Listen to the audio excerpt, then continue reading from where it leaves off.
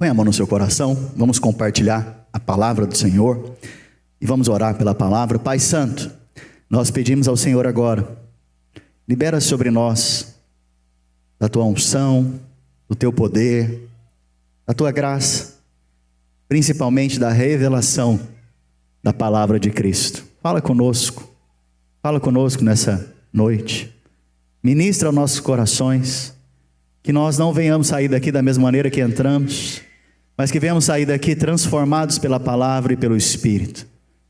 Libera fé agora no nosso espírito, em nome de Jesus, aleluia, glória a Deus. O nome dessa palavra é: não temas, não tenha medo, olhe para o Filho, olhe para Jesus. Sabe, o Antigo Testamento está ali para nós, para nos ensinar algo, porque ele é sombra de uma realidade que nós vivemos hoje. O Antigo Testamento nos mostra princípios, maneiras pela qual o Senhor age na vida do seu povo. Nós vemos que no Antigo Testamento, o povo de Deus, ali em Êxodo, ele estava escravizado por Faraó. Isso aponta então para o povo de Deus que está no mundo, sendo escravizado pelo diabo. Mas Deus vai resgatar esse povo. Então ele envia um libertador. Esse libertador é Moisés, e para nós hoje é Cristo.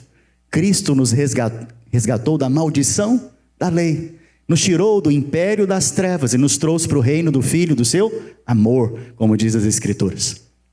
E aí então, Moisés liberta esse povo e os conduz por um caminho no deserto. E esse caminho no deserto, eles permanecem nele por volta de 40 anos. Por que eles permaneceram por volta de 40 anos?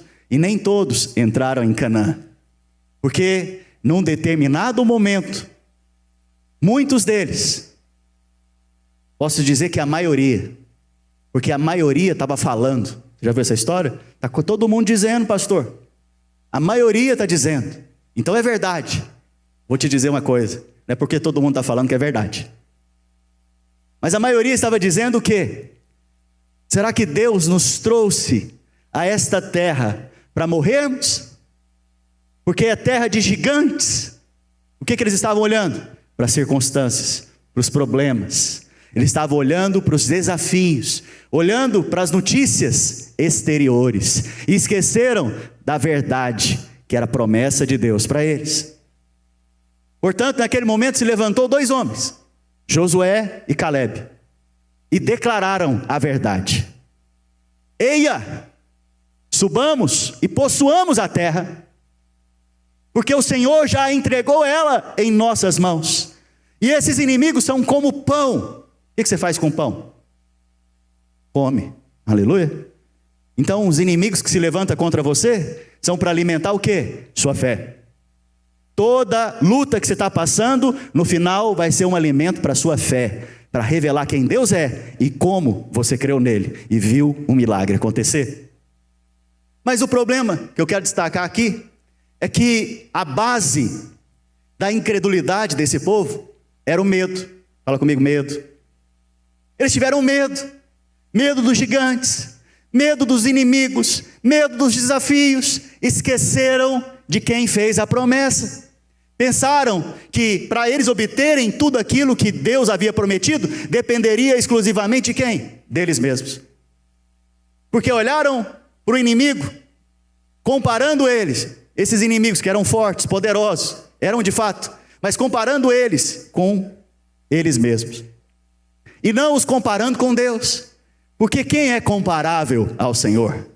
Quem é poderoso como o Senhor? Quem faz milagres como o Senhor? Quem guarda o seu povo como o Senhor? Quem livra o seu povo como o Senhor?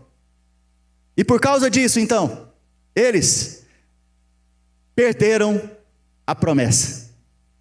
Então a primeira coisa que eu quero te fazer meditar nesse momento é que quando você aceita o medo no seu coração, você perde a promessa. O maior inimigo que você tem hoje é a sua incredulidade. porque ela é o impedimento do agir de Deus na sua vida. Então, a exortação que você vai ver do Senhor Jesus para os discípulos é: tem fé, não seja incrédulo. Mas pastor, por que o senhor está falando de medo e incredulidade? Porque o oposto de fé é medo. Quem vive com a consciência de condenação e acusação está sempre com medo. Medo de quê? Medo de Deus o deixar na mão. Medo de fazer algo e Deus não abençoar. Inclusive, quando Adão e Eva caíram, a Bíblia fala que eles ficaram com vergonha e tiveram o quê? Medo. O medo aparece na Bíblia no dia da queda. No dia que eles estavam debaixo de quê então? Condenação. Por quê? Porque no dia que você pecar, certamente morrerás. Eles estavam com esse juízo sobre a cabeça deles, com essa condenação sobre a cabeça deles. E por causa dessa condenação veio o quê? A vergonha, e depois veio o quê também? O medo. Medo. Mas vocês não precisam ter mais medo, porque o juízo já foi lançado na cruz do Calvário sobre o Senhor Jesus. E Ele morreu para que você tivesse uma vida nova. Então, não precisa também ter vergonha, porque Deus te aceitou, filho. Você é aceito diante de Deus pela obra que o Senhor Jesus realizou. E também não precisa andar com medo, porque o verdadeiro amor, que é Cristo na cruz, morrendo no seu lugar e no meu lugar, lança fora todo medo. Uau! Só foi uma introdução, mas eu quero que você abra sua Bíblia agora, ali em Gênesis, capítulo 49, verso 1. Gênesis 49, 1. A palavra do Senhor, ela é tão rica, que o mesmo texto pode ter várias camadas. E se você vê uma camada e Deus fala com você, aí você medita mais um pouco, Deus te revela mais uma coisa e mais uma coisa. Gênesis 49, verso 1, nos mostra que Jacó, homem de Deus, tinha 12 filhos. E chegou um dia que ele foi abençoar os seus filhos. E não só abençoar, profetizar sobre a vida deles. Você deveria fazer o mesmo com seus filhos também. Chamá-los, orar por eles e abençoá-los e profetizar. E ele chamou o seu primeiro filho. O primeiro filho de Jacó se chamava Rúben. Fala comigo, Rúben. Rúben significa eis o filho. Vou falar de novo para você entender. Rúben significa eis o filho. O problema é que esse filho de Jacó, antes desse momento de oração que ele ia ter com seus filhos, ele dormiu com a concubina do seu pai. Ele subiu à cama de seu pai e dormiu com ela. Jacó, a Bíblia diz, ficou sabendo, mas naquele momento ele não fez nada. Nada. E ele então vem agora abençoar os seus filhos, e começa por quem? Pelo primogênito. Porque o primogênito, no Antigo Testamento, ele tinha direito à herança dobrada, a promessas superiores, maiores. Ele sempre era mais abençoado que os seus outros irmãos. O primogênito, ele tinha direito a 3 coisas principais. Primeira delas, ele deveria receber a bênção da realeza. Ele iria reinar. O primogênito também deveria receber a bênção do sacerdócio. Ele é aquele que iria ministrar ao povo diante de Deus.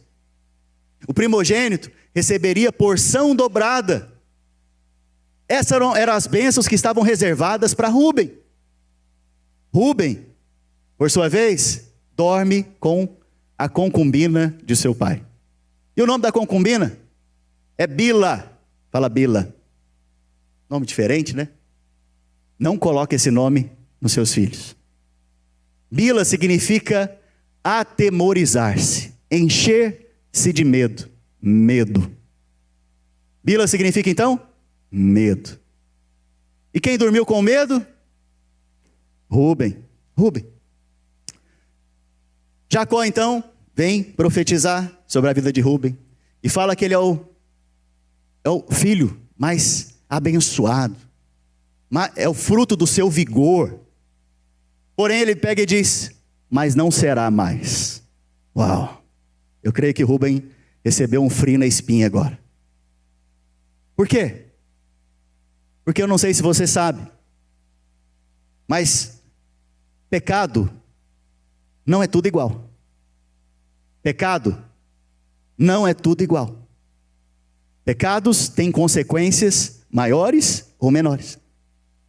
E o apóstolo Paulo, em Coríntios, ele diz para nós que 1 Coríntios 6,18, todo pecado que o homem comete é fora do corpo. Mas aquele que comete imoralidade sexual peca contra o próprio corpo. E aqui está dizendo então que quando existe o pecado de imoralidade sexual, ele é contra o corpo. Qual corpo? De Cristo. E a consequência então, ela é mais grave. E o que acontece com esse Rubem? Rubem. Ele perde sacerdócio, ele perde realeza, e ele perde porção dobrada das bênçãos que eram reservadas para ele. Por quê? Porque dormiu com a concubina de seu pai. Eu não sei se você sabe, mas Jesus é chamado de o leão da tribo de... Por quê? Porque a bênção de Rubem, realeza, foi para a tribo de Judá, de onde vêm os reis de Israel.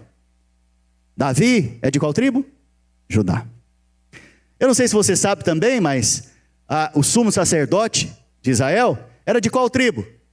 Levi. Por quê? Porque Rubem perdeu a bênção e foi transferido para Levi. E a porção dobrada, pastor? Foi para a tribo ou para os filhos de José, Manassés e Efraim. Veja, Rubem tinha uma posição em Deus, mas ele perdeu essa posição em Deus. Então, a minha exortação para essa primeira camada da palavra é: não perca aquilo que Deus já te deu. Mas a palavra, ela é rica, como eu disse para vocês. Sim ou não? Sim ou não? Ela é rica. Tem algo além aqui. Tem algo mais profundo que o Senhor quer falar comigo, com você. Nem um nome, nem uma vírgula, nem um ponto. Nada está na palavra do Senhor por um acaso. Nada. Eu quero te fazer lembrar agora de um texto. E está lá em Mateus capítulo 14, verso 22. Porque nós estamos nesse tempo de jejum, pelas causas impossíveis. Impossível para o homem, mas possível para Deus. E no tempo em que você é cercado de impossibilidades, a primeira coisa que você normalmente expressa é medo. E o medo causa dúvida. E o medo te diz o quê? Será que vai dar certo? Será que vai conseguir? Será que vai acontecer? Será? O que eu vou ter que fazer agora para resolver essa situação? E olha o que diz o texto em Mateus 14, 22. Logo a seguir, compeliu Jesus os discípulos a embarcar e passar adiante dele para um outro lado, enquanto ele despedia as multidões. E despedidas as multidões, subiu ao monte a fim de orar sozinho. Em caindo a tarde, lá estava ele, só. Entretanto, o barco já estava longe, a muitos estádios da terra, açoitado pelas ondas, porque o vento era contrário. Na quarta vigília da noite, foi Jesus ter com eles, andando sobre o mar. Preste atenção. Enquanto eu leio, eu te desafio sempre a imaginar a cena. Jesus, então, ele estava com a multidão de pessoas, junto com seus discípulos. E ele falou para os seus discípulos o quê? Olha, vocês vão primeiro para o outro lado, depois eu vou. E eles foram. Deixaram o Senhor Jesus e foram. E o barco já estava longe, a talvez dezenas de quilômetros ou milhas de distância de onde o Senhor Jesus estava. E algo interessante aqui no texto, o vento estava o quê? Contrário. E as ondas faziam o quê? Açoitavam ou assolavam o barco. Você consegue imaginar essa cena? Você no meio de um grande lago, e o vento soprando forte, e ondas vindo e entrando água dentro do barco, e você naquela situação desesperada ou desesperadora, aleluia. Olha, que o português eu sei, na verdade o inglês eu sei, né? Que me derruba, brincadeira. Derruba não existe, viu gente? É só uma brincadeira. Mas vamos lá.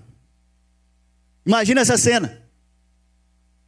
Os discípulos estão agora desesperados. Cheios de quê? De fé? Cheios de medo. Cheios de quê? Medo. Medo. Medo do quê? De morrer. De naufragar. De cair naquele mar e morrer afogado. Por causa da tempestade, do vento contrário. Eu gosto de dizer isso. Entender a palavra, perceber a palavra de Deus, não é uma grande tarefa. A grande tarefa da palavra de Deus era ser aplicada na sua vida. Essa é a grande tarefa. E aqui, esses discípulos estão agora com medo. Mas a cena que nós vemos aqui continuando é que o Senhor Jesus vinha ao encontro deles. De que maneira? Andando sobre as águas. Porque o Deus Todo-Poderoso, Ele tem poder sobre toda a criação. Inclusive, onde as leis da física dizem, se você pisar, você vai afundar, Ele diz o quê? Pode deixar, que eu ando sobre as circunstâncias com você. Porque as circunstâncias não afundam o Senhor. Ele não é regido pelas circunstâncias. E você também não deveria. E Ele veio então em direção àqueles discípulos. Qual o horário? Qual que é o horário do relógio deles? Está marcado aí? Fala comigo, quarta vigília. Pastor, o que significa quarta vigília? Só para você saber, entre as 3 e as 6 da manhã. Não tenho tempo para ficar te explicando essa parte, mas entre 3 e 6 da manhã, madrugada, o negócio estava ruim para aquele povo. Ali naquele barco, de madrugada, talvez estava frio, o vento contrário, as ondas batendo neles, eles já estavam em desespero com certeza, e de repente vem quem? O Senhor Jesus andando sobre as águas. Aleluia, vocês imaginaram a cena? E olha, continuando o texto, e os discípulos, ao verem andando sobre as águas, ficaram aterrados, atemorizados, cheios de quê? Medo. Tem um problema na sua fé, filho, e na sua crença. Se quando você vê Jesus, você fica com medo. Vou repetir para você. Tem um problema na sua fé, na sua crença. Se quando você olha para o Senhor Jesus nas Escrituras, ao invés de ter mais fé, ao invés de ficar mais motivado para crer em coisas maiores, você faz o contrário, fica com medo. Esses discípulos ficaram com o quê? Medo. E tomados de medo, gritaram, é um fantasma. Porque quando você está com medo, até quando você vê Jesus agindo, você não compreende. Quando você está com medo, quando você está em desespero, quando você não vê saída e pensa inclusive que Deus não é por você, parece que Ele é contra você, porque foi Ele que te mandou ir naquele barco, e o vento está contrário agora, e a tempestade está vindo, e as ondas estão vindo para me afogar, ai Deus! Nesse momento, Jesus está vindo em seu favor, em sua direção, mas você não compreende, você acha que é um fantasma. Muitas vezes prefere crer que é um fantasma do que é Jesus vindo na sua direção. Por quê? Por causa do medo. Mais uma vez, por quê, irmãos? Por causa do medo. Medo. Agora, eu não sei se vocês lembram, mas no começo da pregação eu falei de Bila. E falei de Rúben para você. E Rúben dormiu com Bila. Rúben significa eis o filho. Qual que era o papel de Rúben então? Apontar para quem? Para o filho. Quem que é o filho? Quem é o filho? Não está difícil de entender essa. Quem é o filho? Jesus é o Filho de Deus, que veio para nos resgatar. Qual que era o papel ministerial da vida de Rúben? Estava no nome dele. Qual que era? Apontar para Jesus, apontar para o filho que viria, para a semente da mulher, que salvaria os homens. Como? Através da realeza, através de reinar em vida, através do sacerdócio, através da herança que ele tinha em Cristo. Essa era a maneira que Rúben deveria agir. Mas, porque ele dormiu com... Bila significa o quê? Medo. Porque ele dormiu com o medo. Ele perdeu a sua herança, perdeu a sua realeza, perdeu o seu sacerdócio. No final, como a minha esposa diz aqui agora, perdeu o seu propósito. Uau! Eu não sei se você sabe, mas Satanás, o diabo, ele impera, ele é um imperador das trevas, e ele impera através do quê? Do medo. Medo. A maneira que o diabo alcança espaço na vida de cada pessoa é através do quê? Medo. Por isso o Senhor Jesus, por diversas vezes, repete no Evangelho: não temas, não temas, não temas. Fala para o irmão que está ao seu lado: não tenha medo. Qual é a maneira de não ter medo, pastor? Então, o verdadeiro amor lança fora todo o medo. O verdadeiro amor é o quê?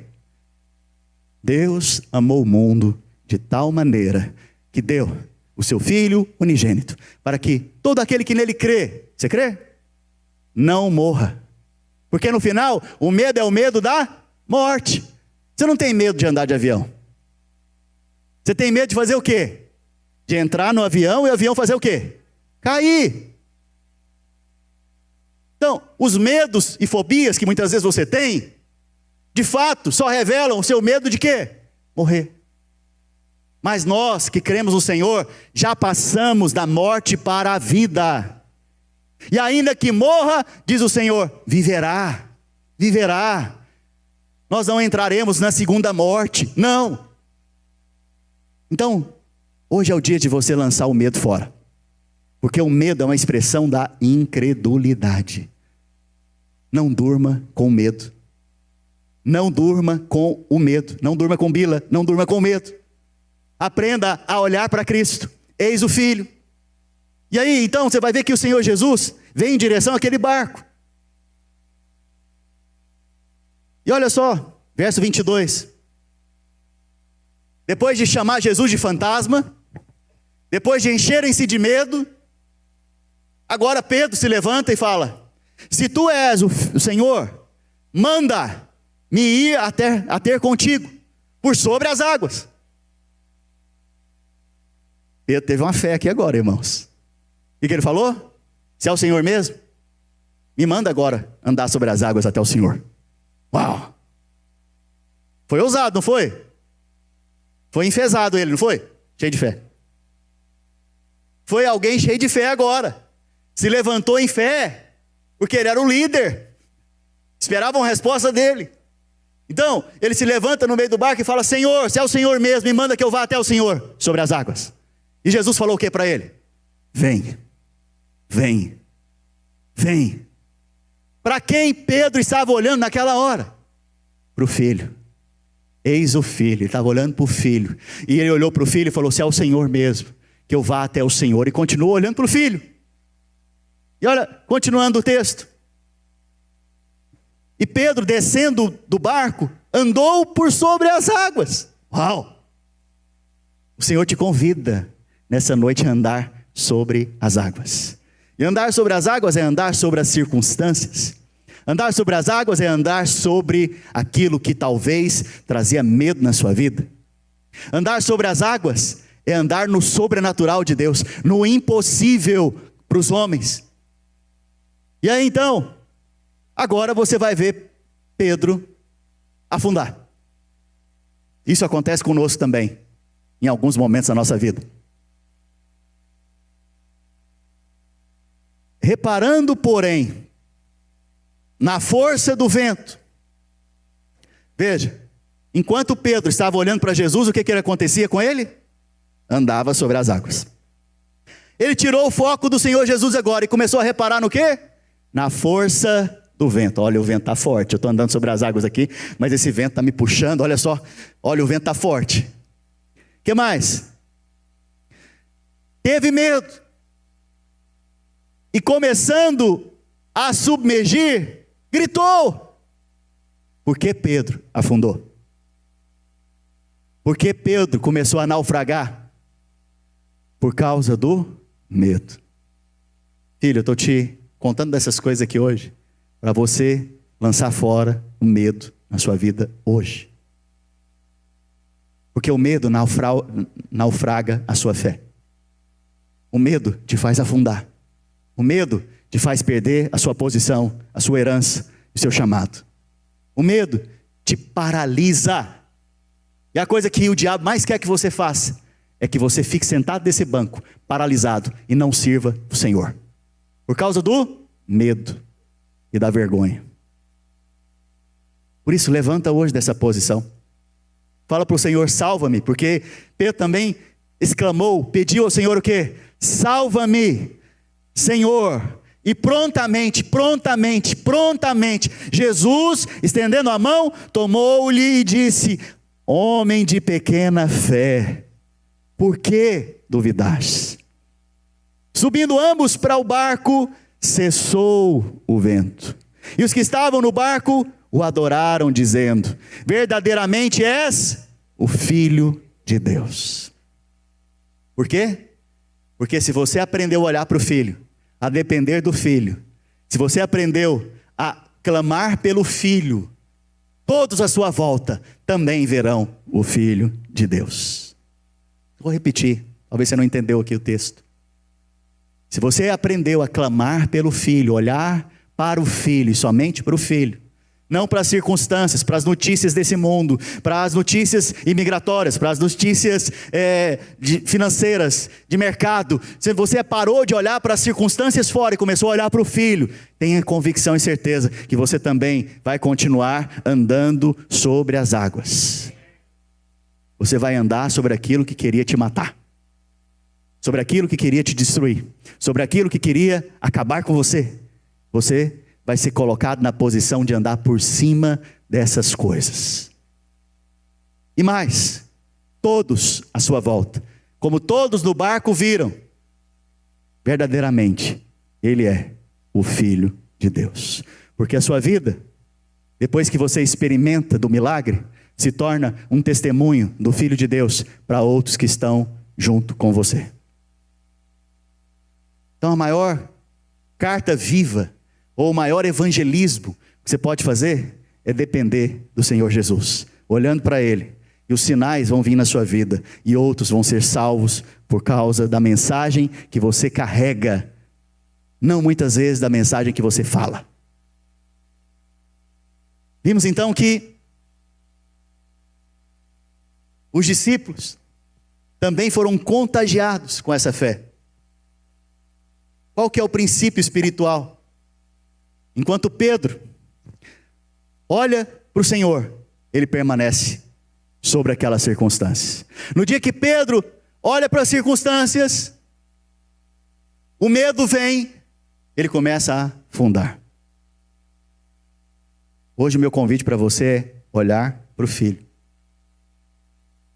Eu disse para vocês que o diabo, ele impera, ganha espaço na vida de muitas pessoas por causa do medo. Porque de fato, essa é a fé dos demônios. Tiago, capítulo 2, verso 19, ele diz algo para nós. Ele faz uma pergunta. Você crê que Deus é um só? Quantos aqui creem que Deus é um só? Amém? Ele é um só. Só há um Deus. E aí ele responde: faz bem, você está certo, creia mesmo. Mas, olha só o que ele diz mais. Até os demônios creem. E faz o quê? Faz o quê, irmãos? Vamos lá, crente. Não, mas treme junto então, vai. 1, 2, 3 e... Até os demônios tremem. O que é tremer? É um símbolo do quê? Medo. A fé dos demônios é a fé que crê em Deus como único Deus. Mas tem o que dele? Medo. Medo. Medo de Deus. Mas a nossa fé não é a fé de demônios. A nossa fé não é a fé que resulta em medo. A nossa fé é a fé que é resultado do amor de Deus na cruz do Calvário. E esse amor de Deus é o amor que está dentro do nosso coração hoje, de mim e de você, aonde nós sabemos que Cristo tomou o meu lugar e o seu lugar, e lançou agora todo o medo de Deus fora. E agora eu não corro de Deus, eu corro para Deus, porque Ele me salva. Quando eu clamo ao Senhor, Ele ouve a minha voz e me responde, como diz o salmista. Ele é o meu pastor e nada vai me faltar. Ele me leva a águas de descanso. Ele me faz caminhar em águas tranquilas. Ele refrigera a minha alma. E ainda que eu vá pelo vale da sombra da morte, ainda que eu escolha ir, ainda que eu tome uma decisão errada, ali mesmo, naquele lugar, Tu estás comigo, a Tua vara e o Teu cajado me consolam. Por isso, preparas-me uma mesa na presença do meu adversário, e meu cálice, o cálice da ceia, transborda. Veja, hoje não é dia de correr de Deus, de medo. Hoje é dia de olhar para o Filho, correr para Ele e falar: Senhor, salva-me desta circunstância, que para mim se tornou impossível, mas para o Senhor não há impossível. E Ele responde para você: tudo é possível ao que crê. Vamos ficar de pé? Pessoal do louvor, suba aqui.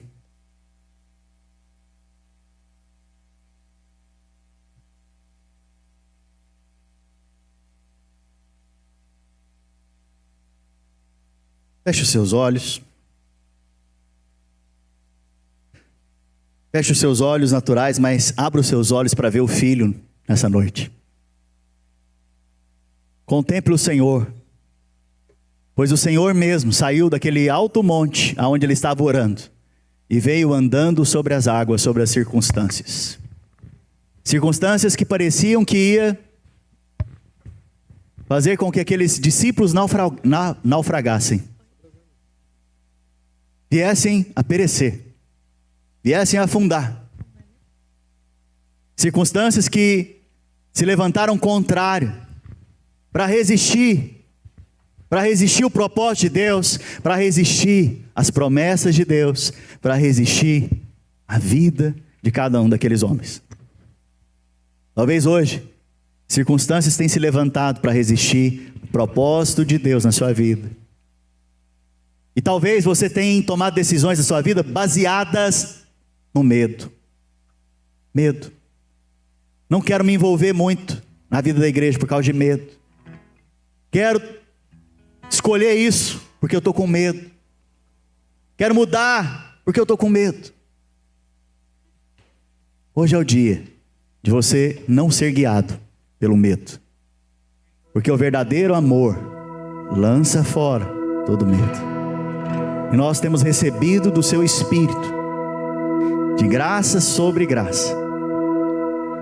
E esse amor que lança fora o medo nos guia hoje a fazer a vontade do nosso Pai.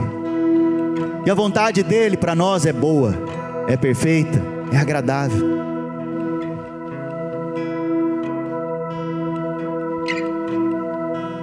Todo medo é fruto de condenação. Todo medo é fruto de condenação. A maneira do medo ser vencido é você lembrar que você foi justificado na cruz do Calvário. Deus não vai te deixar na mão, filho. Ele não te abandonou. E isso não tem a ver com o seu comportamento. Tem a ver com a obra que Jesus realizou na cruz do Calvário, que é perfeita, concluída. Obra essa que você não pode acrescentar nada, porque foi concluída.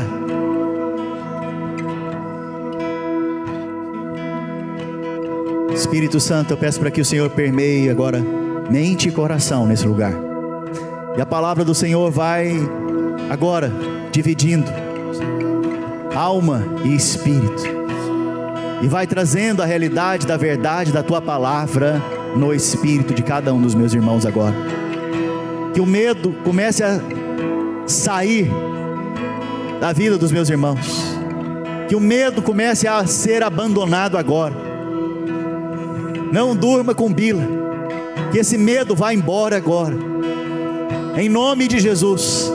Todo medo, todo atemorizar, todo medo, vá embora agora.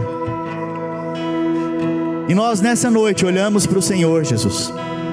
Nessa noite olhamos para o Senhor que vem em nosso favor. O Senhor vem em nosso favor. Oh, o Senhor vem em nosso favor. Oh, o Senhor vem em nosso favor. Diante do momento mais escuro das nossas vidas, o Senhor vem em nosso favor.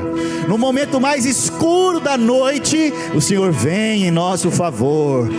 E o Senhor vem para nos resgatar dessas condições pelas quais nós mesmos entramos. Senhor. Vem, Senhor. Vem, Senhor Jesus. Nós confiamos no Senhor. Nós dependemos do Senhor nessa noite. Vem, Senhor. Vem, libera sobre nós a Tua palavra. Vem, acalma a tempestade, Senhor. Vem, Senhor, e traga bonança sobre esse barco. Venha, Senhor, e traz a Tua palavra de salvação sobre nós. Vem, Senhor Jesus. Nós olhamos para o Senhor nessa noite. Não olhamos para circunstâncias, nem para pessoas, olhamos exclusivamente para Ti. Só do Senhor vem a nossa resposta. Só do Senhor vem o nosso resgate. Só do Senhor vem o nosso livramento. Só do Senhor. Não há outro Deus além de Ti. Tu és o nosso Senhor. Tu és o nosso Senhor e Salvador. Essa é a sua especialidade, Senhor Jesus. Salvar. Salva-nos, Senhor. Salva-nos nessa noite. Salva aqui casamento, Senhor. Salva aqui vidas financeiras, Senhor. Salva aqui, ó Pai, a vida espiritual dos meus irmãos, despertando eles nessa noite. Desperta, ó Tu que dormes. Desperta você que está com medo. Desperta nesta noite, em nome de Jesus. Esteja atento ao que o Senhor fará nesses dias. Acorda, desperta, filho, desperta, filha, pois o Senhor já vem. O Senhor já vem em seu favor. Vamos ministrar uma canção. Espírito Santo. Se o sol se pôr e a noite chegar, Tu és quem me guia. E se a tempestade me alcançar, Tu és meu abrigo. Se o mar me submergir, a Tua mão me traz à tona pra respirar e me faz andar sobre as águas. Tu és pra mim, Tu és o Deus da minha salvação. És o meu dono, minha paixão, a minha canção e o meu louvor.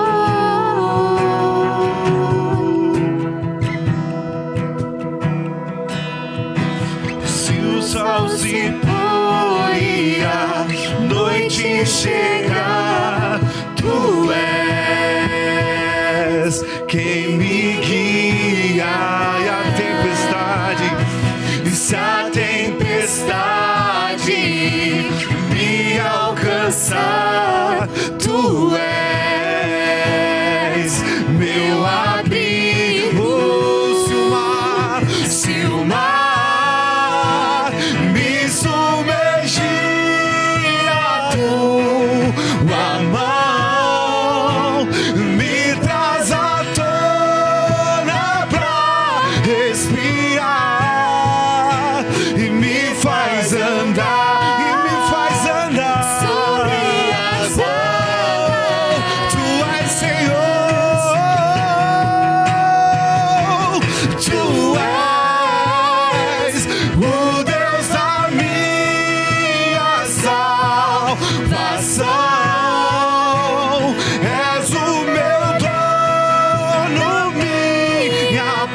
paixão, a minha canção e o meu louvor.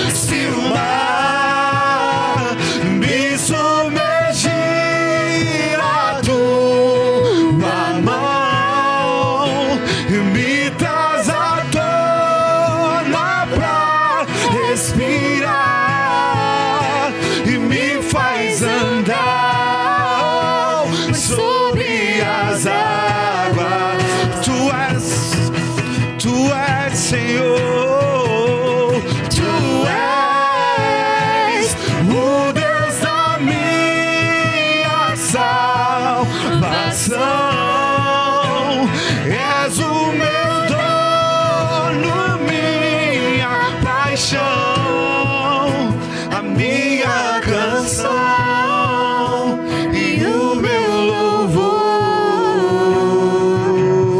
Estenda a sua mão. Repita essa oração comigo. Todos repitam essa oração. Enche seu coração de fé agora.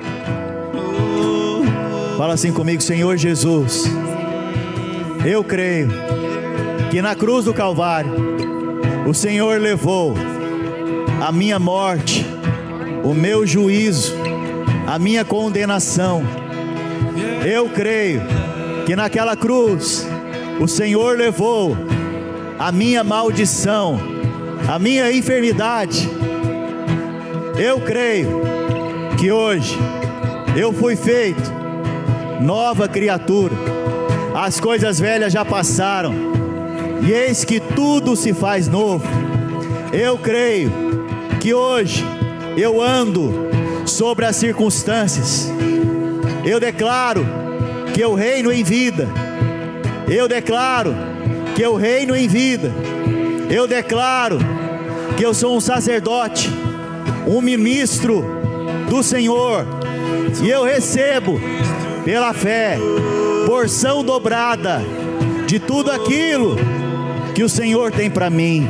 Senhor Jesus, eu creio que o Senhor é o Filho de Deus, que me amou e se entregou por mim para me salvar e me redimir dos meus pecados.